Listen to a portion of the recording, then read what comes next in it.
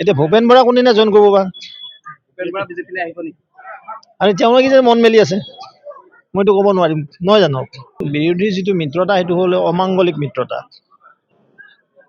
যিটো মহাযুদ্ধ বুলি কৈছে সেইটো মহাযুদ্ধ, কিন্তু মহামিছা। প্ৰতিটো বিধানসভা হওক লোকসভা হওক তেওঁলোকে মহাযুদ্ধ গঠন কৰে এটা নেগেটিভ বিল্ড আপ কৰা। চৰকাৰৰ বিৰোধী কিছুমান কথা কয়, জনতাক মানে মিছা কথাৰে প্ৰলোভিত কৰিব বিচাৰে, কিন্তু জনতা সজাগ সচেতন আছে আৰু নিশ্চিতভাৱে ডাবল ইঞ্জিনৰ চৰকাৰ মাননীয় প্ৰধানমন্ত্ৰী নৰেন্দ্ৰ মোদী ডাঙৰীয়া আৰু অসমৰ মাননীয় মুখ্যমন্ত্ৰী মহোদয় আজি অসমখনক আগবঢ়াই গৈছে। নিশ্চিতভাৱে বিধানসভাৰ আগত এই পঞ্চায়ত নিৰ্বাচন ডাঙৰ নিৰ্বাচন, এই নিৰ্বাচন আমি অধিক ফলাফল লাভ কৰিবলৈ সক্ষম হ'ম। মই প্ৰথমে কৈছোঁ যে তেওঁলোকৰ মানে কোনো নাই, গণভিত্তিও নাই, কোনোবা এজন ছিংগল মেনো তেওঁলোকৰ দলত কোনোবা এটা দল লগ লাগি আছে, কাৰো বিষয়ববীয়া নাই, এনেকুৱা দলো আছে তেওঁলোকৰ লগত। এই অমাংগলিক এটা, তেওঁলোকে স্থান নাপাই পেলাই সেইবিলাক কৰি আছে। মিডিয়াৰ আগত কিছুমান কথা কোৱাৰ কাৰণে, জনতাক কিছুমান আগুৱা বঢ়াৰ কাৰণে।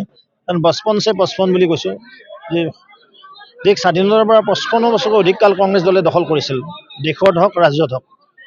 তেওঁলোকে কি কৰিছিলে? আজি ৰাস্তা ঘাটৰ যি উন্নয়ন হৈছে, আজি যি আন্তঃগাঁথনি হৈছে, আজি যোগাযোগ যাতায়াত, আজি স্বাস্থ্য হওক, কৃষি হওক, শিক্ষা হওক, সকলো দিশতে আজি ৰাজ্যখন আগবাঢ়িছে, দেশখন আগবাঢ়িছে। ব্যাপক আৰু সৰ্বাত্মক উন্নয়ন হৈছে। নিশ্চিতভাৱে উন্নয়ন দেখা পায় জনগণে আমাৰ ফেভাৰত ভোট দিব।